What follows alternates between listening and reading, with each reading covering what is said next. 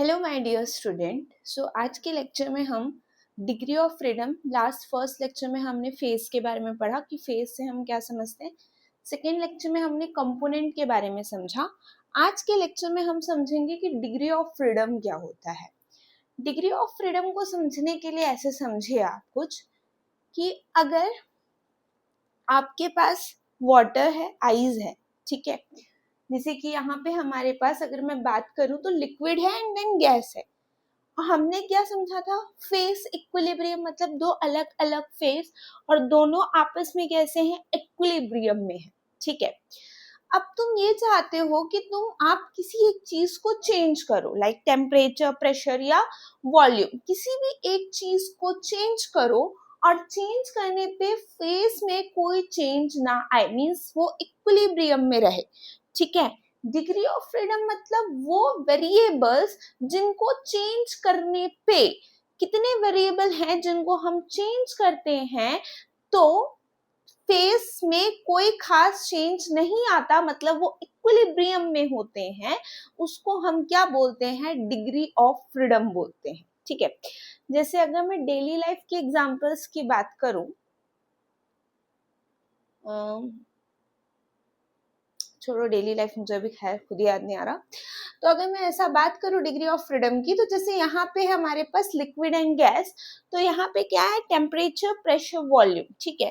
तो इस temperature, pressure और वॉल्यूम में हम ऐसा क्या चीज को चेंज करेंगे कि हमारा फेस इक्विलिब्रियम में रहे, उसी को हम क्या बोलते हैं, डिग्री ऑफ फ्रीडम बोलते हैं।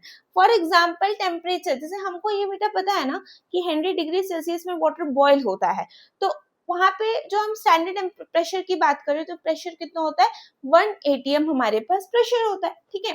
तो वैसे ही अगर मैं यहाँ पे बात करूं तो टेम्परेचर अगर 40 डिग्री है, तो अगर इफ वी नो टेम्परेचर तो हम प्रेशर निकाल सकते हैं। If we know temperature 60 degree में कितना होगा तो प्रेशर निकाल सकते हैं।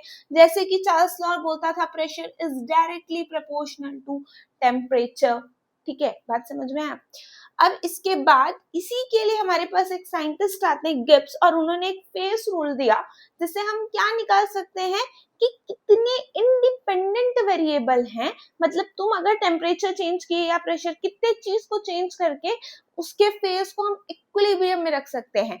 इंडिपेंडेंट वेरिएबल मतलब जो किसी पर डिपेंड नहीं कर रहे, उनके चेंज करने से हमारा फेस चेंज नहीं होगा। बात समझ में आया। तो जैसे कि गिब्स फेस रूल हमको रूल क्या देता है, F is equals to C minus P plus 2। यहाँ पे C आपका क्या है, तो C कंपोनेंट है जो हमने लास्ट क्लास में सीखा था निकालना। P क्या है, फेस, जो फर्स्ट क्लास में सीखा था हमने निकालना, ठीक है। तो C माइनस P प्लस 2 होता है। अब अगर एक कंपोनेंट सिस्टम की बात करें, जैसे कि हम बात कर रहे थे कि यहाँ पे एक कंपोनेंट होगा, यहाँ 2 होगा, यहाँ 3 होगा, तो हम लास्ट क्लास में निकालना सीख रहे थे कंपोनेंट तक। तो अगर मैं बात करूं वन कंपोनेंट सिस्टम की, जहां पे आपके पास क्या हो, वाटर हो, तो कंपोनेंट यहाँ पे क्या था, एक, ठीक है। और हम कंडीशन ऐसा रख रहे हैं कि मान लो सिंगल फेस होगा। सिंगल फेस मतलब या तो पानी सिर्फ सॉलिड लिक्विड में होगा, या तो गैस में होगा, या तो आइस के फॉर्म में होगा, तीनों में से कोई एक फेस में होगा। और कंपोनेंट तो एक ही रहेगा। अगर पानी मान लो, अब मैं सिर्फ पानी की बात कर रही हूँ, सिर्फ वाटर की बात कर रही हूँ, तो वाटर का कंपोनेंट एक ही, H2O ही होगा। फेस की बात करो तो एक ही फेस है मैम, वहां पे सिर्फ और सिर्फ लिक्विड। ऐसे फॉर्मूले में बेटा अगर आप पुट करोगे तो कंपोनेंट क्या लिखते हैं formula, F is equals to C minus P plus 2 लिखते हैं। तो F C की जगह पे क्या लिखोगे, एक, क्योंकि कंपोनेंट एक है सिर्फ वाटर। P की जगह पे क्या लिखोगे, 1 प्लस 2।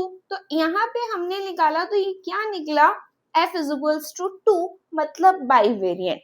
इसका मतलब ये है कि यहाँ पे दो चीज चेंज करोगे तो हमारा क्या होगा। फॉर एग्जाम्पल आपने बीकर में पानी लिया, ठीक है, अब आप टेम्परेचर दे रहे हो, ये नहीं बोल रहे हैं हम किसी भी चीज को एकदम अधिक दे रहे हैं, माइन्यूट चेंज इन टेम्परेचर, हल्का सा टेम्परेचर में चेंज किए तो वॉल्यूम, वाटर के वॉल्यूम में चेंज आएगा, है ना।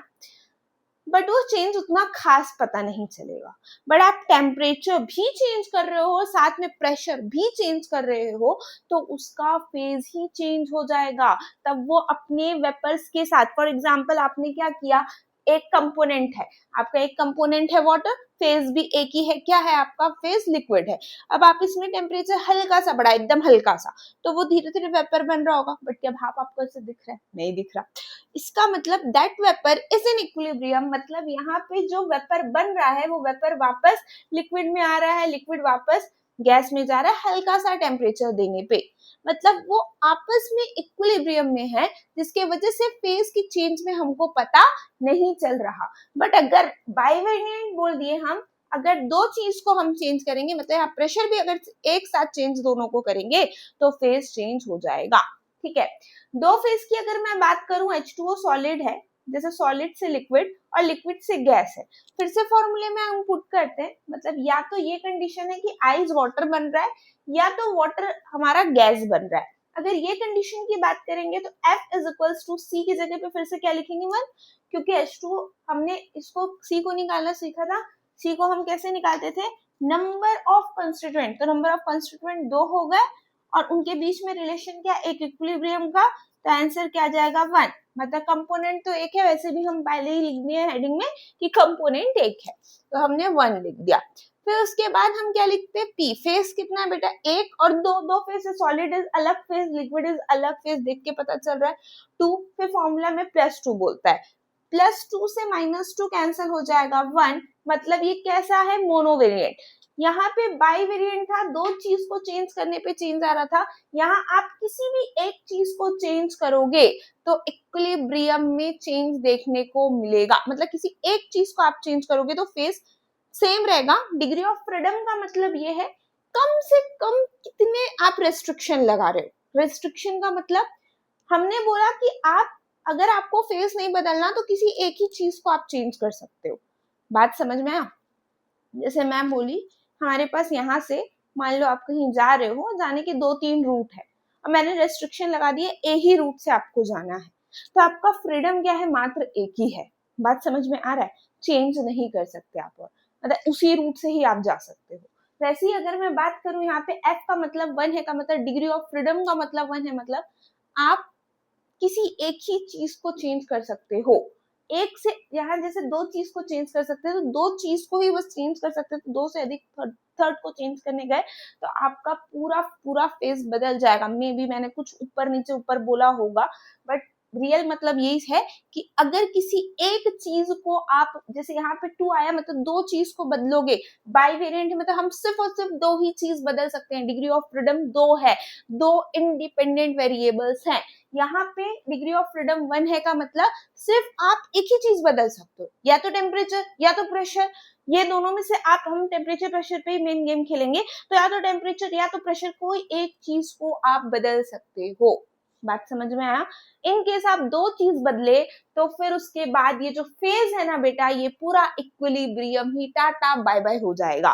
ठीक है, बाय बाय करके चल जाएगा। भाई मैं एक चीज बदलेगा तो चेंज नहीं होगा, बट एक साथ टेम्परेचर भी चेंज कर रहे हो, प्रेशर भी चेंज कर रहे हो, तो मैं अपने फेस को चेंज कर लूंगा, मतलब मेरा इक्विलिब्रियम डिस्टर्ब हो जाएगा। बात क्लियर हुई? नेक्स्ट अगर हम बात करते हैं थ्री फेज की, तो थ्री फेज इक्विलिब्रियम में है, मतलब ice, liquid and gas.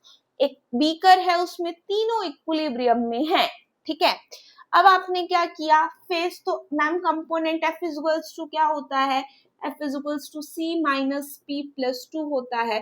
Component यहाँ पे कितना है, एक कंपोनेंट है, क्यों, क्योंकि सारे ही लिक्विड, गैस या वाटर, सारे ही वाटर H2O हैं, तो कंपोनेंट एक हो गया। -3 का मतलब यहाँ फेज 3 है, सॉलिड अलग फेज है, लिक्विड अलग फेज है, गैस अलग फेज है, प्लस फॉर्मूला में +2 लिखता है, तो आंसर क्या आ जाएगा, इज इक्वल्स टू 1 -3 में से -3 +2, आंसर क्या हो जाएगा 1, मतलब 0, मतलब ये इनवेरिएंट है।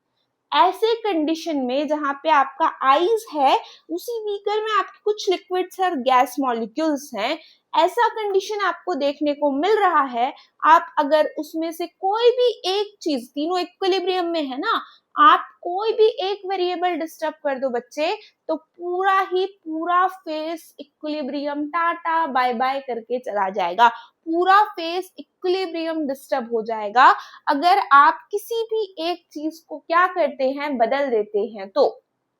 ठीक है, अब यहाँ पे हमने एक और पॉइंट लिखा, यहाँ तक आपको बात समझ में आ गई। हमने वन कंपोनेंट सिस्टम की बात की। वन कंपोनेंट सिस्टम में पहले हमने एक फेज में बात की। एक फेज में आप मैक्सिमम कितनी चीजें बदल सकते हो? 2। कोई फेज इक्विलिब्रियम डिस्टर्ब नहीं होगा, मतलब उसकी फ्रीडम 2 है। 2 फेज की हमने बात किया, फ्रीडम एक ही था मैडम। 3 फेज का बात किया तो इनवेरिएंट है, मतलब आप एक भी चीज बदले तो पूरा फेज इक्विलिब्रियम डिस्टर्ब हो जाएगा। The maximum number of independent variable, degree of freedom मतलब मैक्सिमम नंबर जो इंडिपेंडेंट वेरिएबल है, वो वेरिएबल्स जिसको हम चेंज करें, variables means temperature, pressure, maximum कितने उसके पास इंडिपेंडेंट वेरिएबल हैं जिसको चेंज करने पे फेज इक्विलिब्रियम ना डिस्टर्ब हो, उसी को हम क्या बोलते हैं? डिग्री ऑफ फ्रीडम बोलते हैं। अब जब हम बात किए पी मैक्स है, अगर फेज मैक्सिमम है, फेज मैक्सिमम कितना हो सकता है? 3 फेज हो सकता है मैक्सिमम एक कंपोनेंट सिस्टम में। तो एफ का वैल्यू क्या आया? यहाँ पे 0 आया। अगर हम लिखें कि पी मैक्सिमम है तो एफ का वैल्यू 0 था, is equals to C minus P maximum plus 2। तो फॉर्मूला निकल के आपके पास आता है P max is equals to C plus 2। अब अगर बात करो आप, कंपोनेंट एक है तो मैक्सिमम फेज 3 आता है, हमने देखा।